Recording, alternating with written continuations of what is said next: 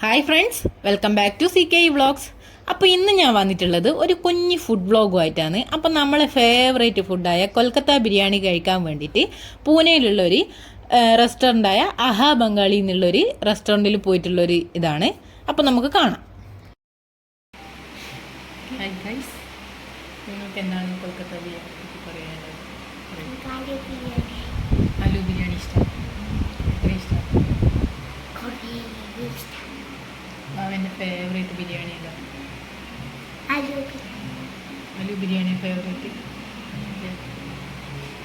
നമ്മൾ ആലു ബിരിയാണി കഴിക്കാൻ വേണ്ടി വന്നതല്ലേ, എന്താവുന്നറിയില്ല, ഒരാളും ഇല്ല.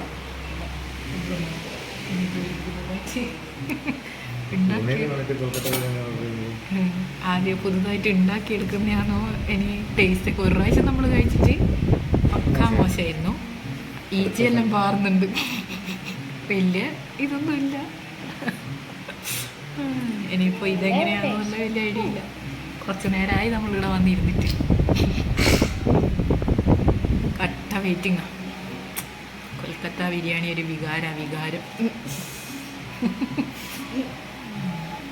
ഒരു സ്ഥലത്ത് പോയി, അവിടെ ഇല്ല, അവിടെ ഡെലിവറി മാത്രമേ ഉള്ളൂ, അവിടെ ഇരുന്ന് കഴിക്കാൻ്റെ സെറ്റപ്പ് ഇല്ലാന്ന് പറഞ്ഞ് ഇപ്പോൾ നമ്മൾ നേരെ ഇങ്ങോട്ടേക്ക് വന്നു.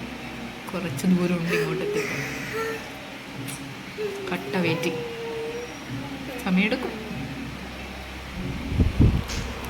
തമ്മിക്ക് എന്താണ് പറയുന്നത്?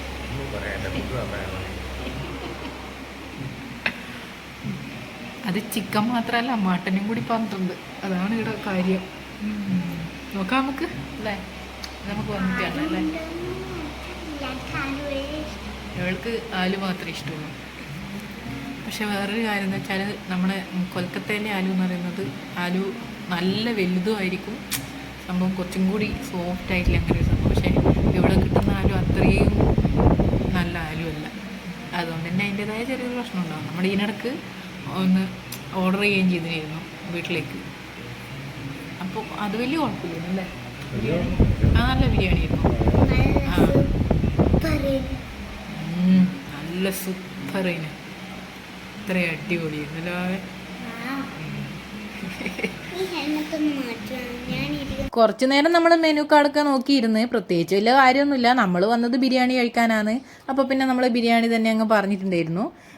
വേറെയും കുറേ ഫുഡുകളുണ്ട്. അപ്പോൾ അവിടെ കുറച്ചു നേരം അങ്ങനെ ഇരുന്ന് കുറച്ച് കൂടുതൽ സമയം തന്നെ ഇരുന്നിട്ടുണ്ടായിരുന്നു. അപ്പോൾ ഇതാ നമ്മളെ ബിരിയാണി വന്നിട്ടുണ്ട്.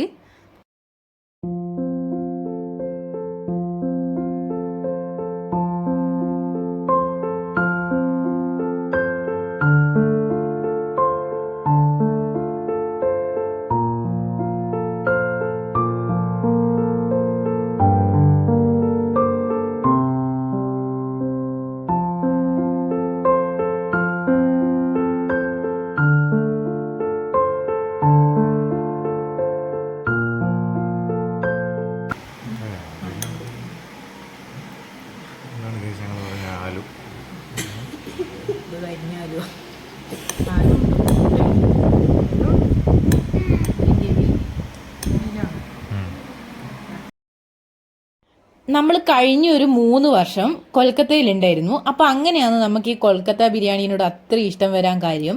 അപ്പോൾ ആദ്യം തന്നെ ഈ ആലൂട്ട്, അതായത് ഉരുളക്കിഴങ്ങിട്ട ബിരിയാണി കഴിക്കുമ്പോൾ ഒരു എന്താന്നുള്ളൊരു ഇതുണ്ടായിരുന്നു. പക്ഷേ അത് കഴിച്ചു തുടങ്ങിയപ്പോൾ പിന്നെ നമ്മളെ ഫേവറേറ്റ് ബിരിയാണിയായി. അപ്പോൾ പിന്നെ നമ്മളെപ്പോഴും കഴിക്കുന്നൊരു സംഭവം തന്നെയായിരുന്നു ഉരുളക്കിഴങ്ങിട്ട ബിരിയാണി.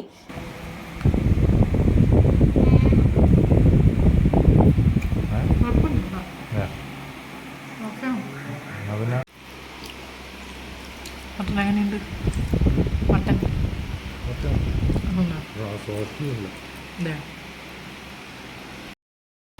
നിറഞ്ഞു ഗൈസ്, വയറ് നിറഞ്ഞു. ആരെങ്കിലും അങ്ങനെയാ?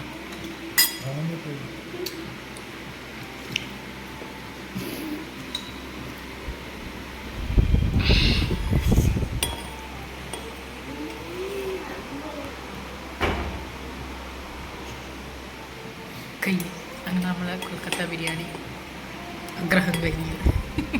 പിന്നെ 2-3 മാസം കഴിഞ്ഞിട്ട്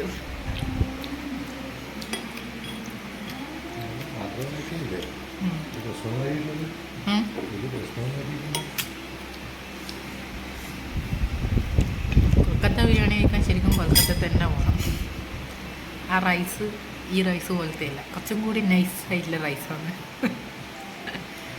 നമ്മളെപ്പോലെ കൊൽക്കത്ത ബിരിയാണി ഇഷ്ടമുള്ള ആൾക്കാർ കുറവായിരിക്കും ചിലപ്പോൾ, പ്രാന്തന്മാരാണ് നമ്മൾ അല്ലേ.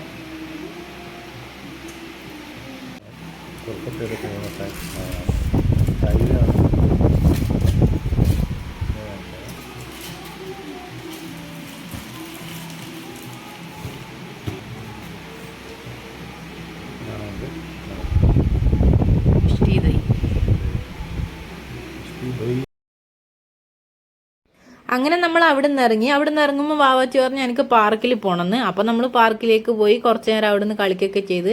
ഇപ്പം തണുപ്പ് തുടങ്ങി, അതുകൊണ്ട് തന്നെ ചെറിയ തണുപ്പുണ്ടായിരുന്നു. പിന്നെ അങ്ങനെ കുറച്ച് നേരം അവിടുന്ന് പാർക്കിലൊക്കെ കളിച്ച് പിന്നെ വീട്ടിലേക്ക് പോയി. അപ്പോൾ വീഡിയോ ഇത്രയേ ഉള്ളൂ. Thanks for watching. പുതിയൊരു വീഡിയോ ആയിട്ട് വീണ്ടും